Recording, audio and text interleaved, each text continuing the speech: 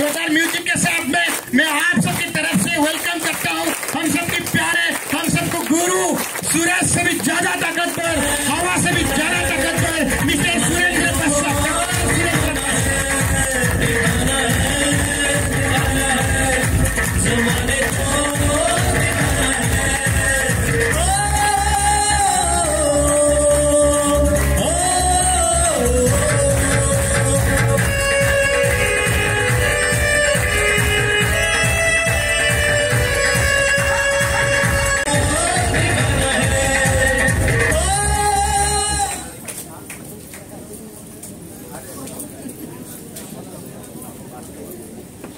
Mic दे, yes mic दे दो।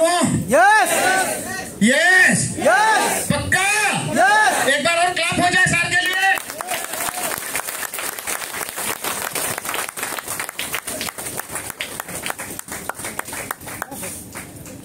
बहुत बहुत धन्यवाद। जय आरसीएम, नमस्कार, जय आरसीएम। जय आरसीएम।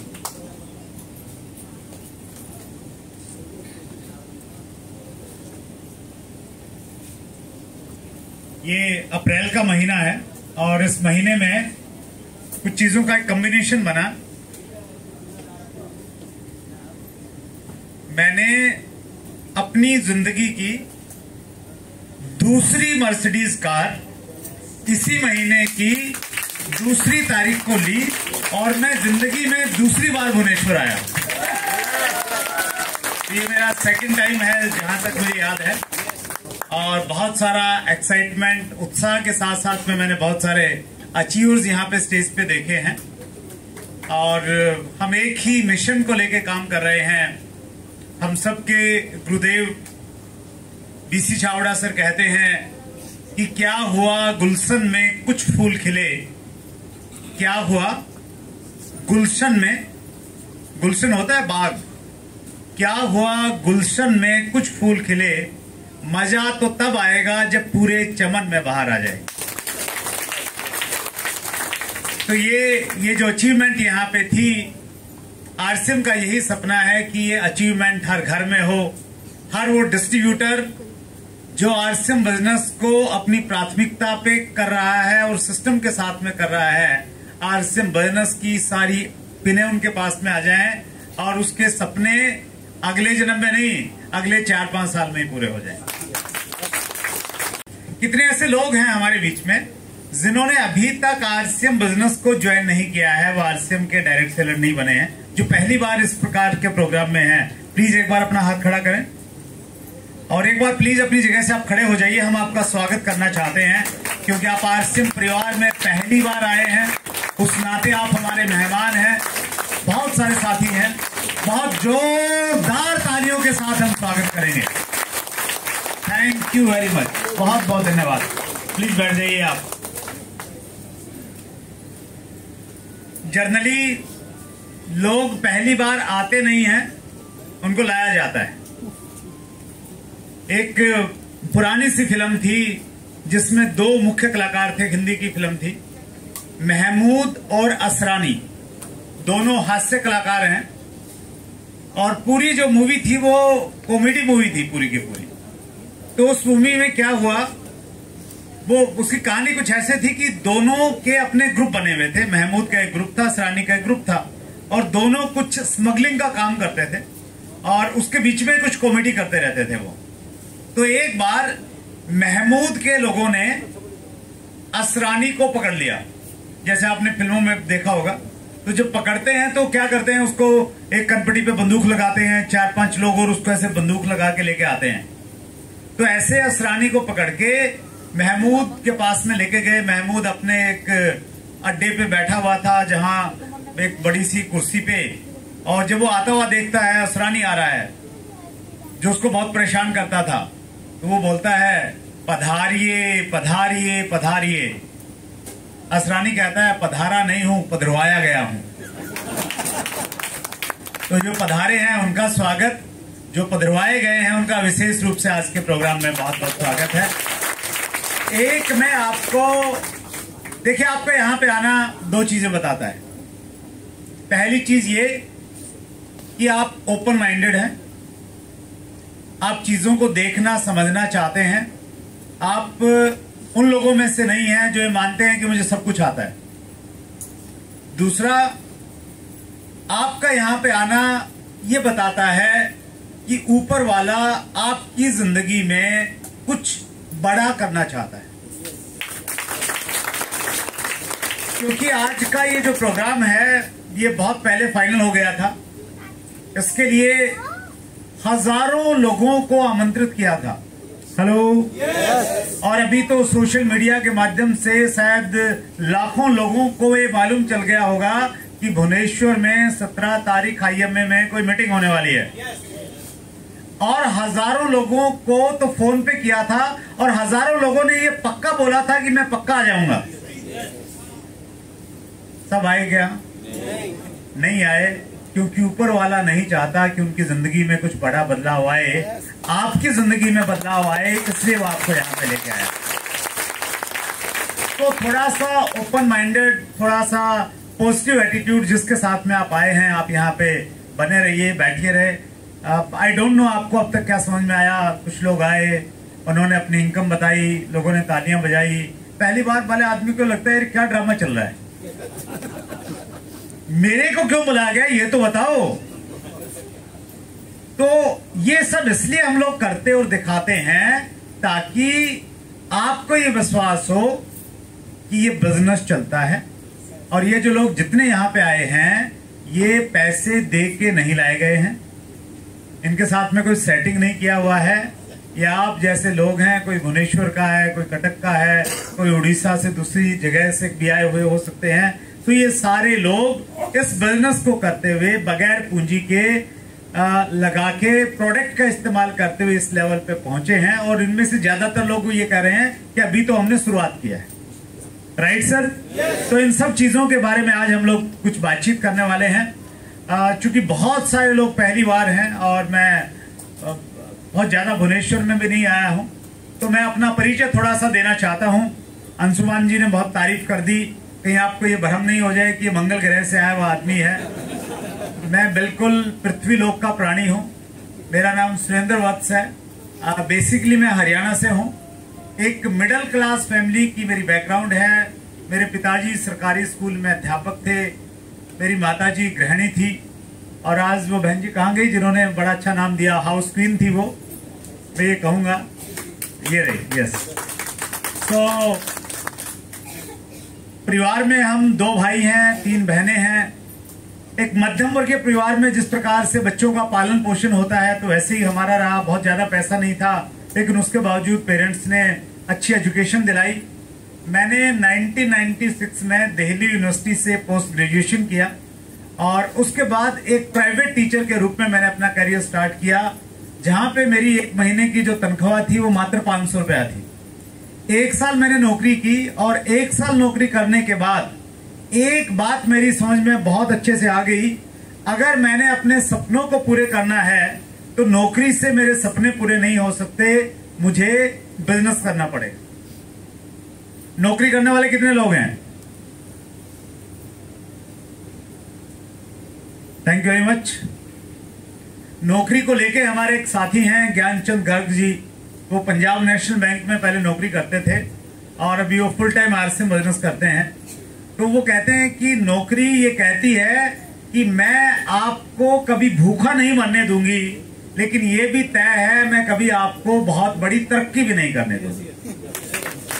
तो नौकरी के साथ में ऐसी स्थिति होती है। और एक बड़ा अच्छा एक इंसिडेंट है कि एक बार एक व्यक्ति को नौकरी मिल गई, तो बहुत खुशी खुशी पहले दिन वो गया नौकरी पे, और उसकी खुशी और ज्यादा बढ़ गई जब उसको ये कहा कि हम आपको एक साइकिल देते हैं गिफ्ट में, बस आपसे ये उम्मीद करते हैं कि आप समय पे आएंगे। तो वो साइकिल लेके बहुत खुश हुआ, घर गया। घर जाने के बाद उसने देखा कि साइकिल का जो स्टैंड होता है ना, जिसके ऊपर साइकिल को हम खड़ा करते हैं, तो वो स्टैंड नहीं था उसका। वो अगले दिन गया और उसने कहा कि साहब मेरे साइकिल का जो स्टैंड था वो स्टैंड तो है नहीं, मैं उसको कैसे खड़ा करूंगा। तो उसको कहा कोई बात नहीं, आप इसको साइकिल को भी यहाँ रखिए, ड्यूटी कीजिए, और शाम को जब आप जाएंगे हम आपका स्टैंड लगा देंगे इसका। तो शाम को जब छुट्टी हुई तो स्टैंड लग गया था, तो साइकिल घर लेके गया। लेकिन घर जाने के बाद उसको मालूम चला कि स्टैंड तो लग गया है, लेकिन पहले उसके पीछे सामान रखने के लिए जो कैरियर था वो हटा दिया है अभी। पहले कैरियर था, स्टैंड नहीं था, तो अब स्टैंड तो लगा दिया है लेकिन कैरियर हटा दिया है।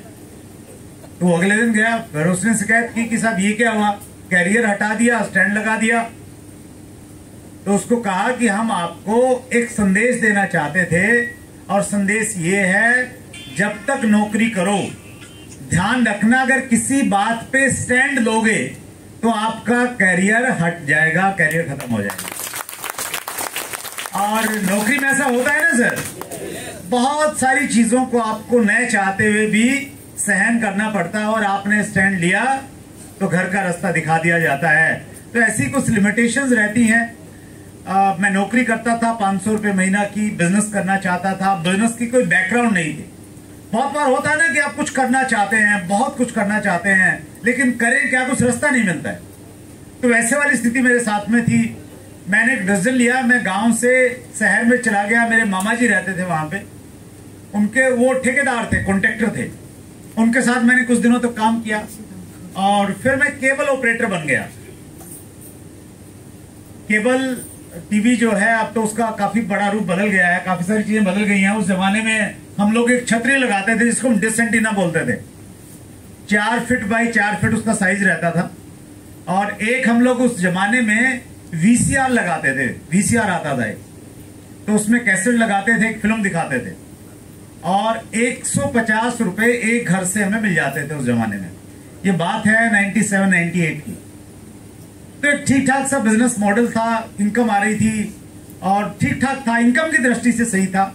लेकिन उस काम में 2 बड़ी समस्याएं थी। पहली समस्या ये थी कि वहां पे लोग मुझे मेरे नाम से नहीं बुलाते थे, लोग मुझे केबल वाला कहते थे।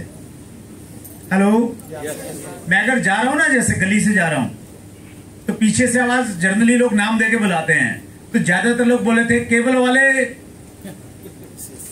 और दुनिया में हर आदमी, वो कोई भी काम करे, वो ये चाहता है कि जब उसको बुलाया जाए, पुकारा जाए, उसके नाम से पुकारा जाए।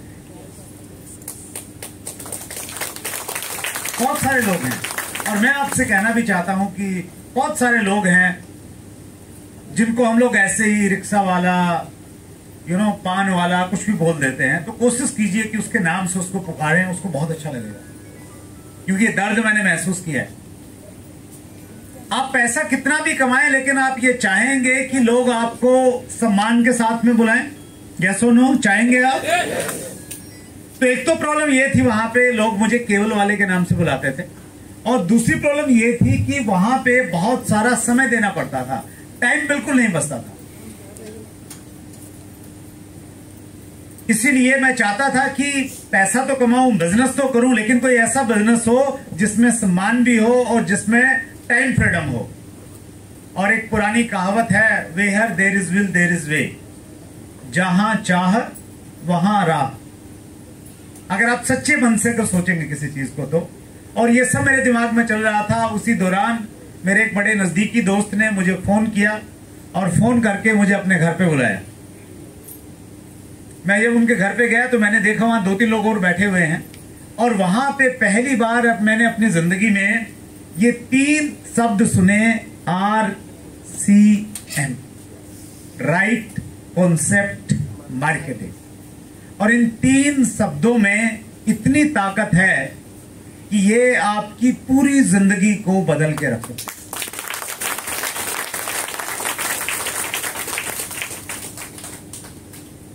हमने ये सुना है कि बुरा वक्त कब किसकी जिंदगी में आ जाए किसी को मालूम नहीं चलता। उसके विपरीत भी एक कहावत है, अच्छा वक्त कब किसकी जिंदगी में किस रूप में आ जाए उसका भी हमें पता नहीं। आज से 21 साल पहले मेरी जिंदगी में RCM एक अच्छे वक्त के रूप में आया, और वैसे ही अच्छे वक्त के रूप में आज आपके सामने खड़ा है। वो नजरिया है बस देखने का। मैंने एक होम मीटिंग में RCM बिजनेस का मार्केटिंग प्लान देखा। कितने लोग हैं जो होम मीटिंग करते हैं? घर पे जाके जो हम मीटिंग करते हैं उसको होम मीटिंग बोलते हैं हम लोग, कुछ लोग करते हैं। होम मीटिंग आप ज्यादा से ज्यादा कीजिए, क्योंकि आरसीएम के डायमंड होम मीटिंग में ही पाए जाते हैं। मैं बड़ा एक्साइटेड रहता हूं होम मीटिंग में, मुझे लगता है कि कोई ना कोई डायमंड निकलेगा इनमें से। तो आप भी जब भी होम मीटिंग में जाइएगा तो क्या देखिएगा, उन्हीं में से कोई क्या निकलने वाला है, डायमंड। ये डायमंड निकलने वाला है उन्हीं में से। होम मीटिंग बहुत कारगर हैं। हमारे यहाँ पे एक बहुत बड़ी पर्सनैलिटी थे, दुर्भाग्य से आज वो इस दुनिया में नहीं है, श्री सतीश पंडित। उनकी एक ऑडियो मिलेगी आपको यूट्यूब पे, उसका नाम है हाई स्पीड। आप डालिएगा हाई स्पीड सतीश पंडित तो आएगा आपके सामने निकल के। तो उसमें उन्होंने बहुत डिटेल में बताया है कि होम मीटिंग क्यों करनी चाहिए और किस तरीके से करनी चाहिए। सो होम मीटिंग में मैंने आरसीएम का प्लान देखा, आरसीएम बिजनेस को ज्वाइन हो गया मैं, लेकिन आरसीएम को लेकर मैं बहुत ज्यादा सीरियस नहीं था। मुझे लगता नहीं था कि इसमें कुछ पैसा नहीं लगता है तो ये कोई बड़ा बिजनेस हो सकता है। तो इसलिए शुरुआत में कई महीने तक मैंने कोई काम नहीं किया, लेकिन मेरे अपलाइन मुझे जबरदस्ती करके इस प्रकार की मीटिंग में लेके आए। मुझे भी आप लोगों की तरह से पधरवा दिया गया एक बार ऐसे प्रोग्राम में। और ये जो प्रोग्राम है ना, ये किसी भी व्यक्ति की जिंदगी का टर्निंग पॉइंट बनते हैं। अभी एक रॉयल्टी चीवर आपके सामने थे, वो कह रहे थे कि मैं पहली दिन आया तो वहां गेट पे खड़ा था और आज मैं यहाँ पे आगे की सीट पे बैठा। तो ऐसी ही स्थिति में एक ड्रा सहमा सा मैं भी मीटिंग में गया। मैंने क्या देखा वहां पे, मैंने देखा बहुत सारे लोग स्टेज पे जो पैसा कमा रहे हैं। उनकी बैकग्राउंड, उनकी पर्सनैलिटी को देख के मुझे एक ही चीज लगी कि जब ये लोग कर रहे हैं तो फिर मैं भी कर सकता हूं। इनमें ऐसा कुछ खास नहीं है जो मेरे में नहीं है। अगर ये कर सकते हैं तो मैं भी कर सकता हूं। इस उम्मीद के साथ, इस विश्वास के साथ और इस जोश के साथ मैंने आरसीएम बिजनेस को करना स्टार्ट किया। बहुत संक्षेप में अगर मैं बताऊं तो बहुत सारे उतार चढ़ाव रहे, अप डाउन रहे। कई बार ऐसा लगता था कि बहुत अच्छा करेंगे हम लोग। कई बार जब लोग मना कर देते थे, मीटिंग में नहीं आते थे बुलाने से, ऐसा लगता था कि यार होगा नहीं। लेकिन फिर भी कंसिस्टेंसी में पावर है। Consistency is the key for success. लगातार अगर आप प्रयास करते हैं ना तो वो आपको सफलता दिलाती है। हिंदी में एक कवि हुए हैं कबीर जी। तो कबीर जी का एक बड़ा प्रसिद्ध दोहा है, करत करत अभ्यास के जड़मति होत सुजान, रसरी आवत जावत सिल पर पड़त निशान। तो पत्थर जैसी जो मजबूत चीज है उस पे भी रस्सी जैसी मुलायम चीज निशान छोड़ जाती है। क्यों? क्योंकि वो कंसिस्टेंसी के साथ में लगातार अपना काम करती रहती है। तो कंसिस्टेंसी इज द की। और उसी लगातार काम करने का प्रयास है कि आज मैं भुवनेश्वर में आपके सामने एक डायमंड के रूप में खड़ा। कितने लोग हैं जो आरसीएम का डायमंड बनना चाहते हैं? सीरियसली? यस।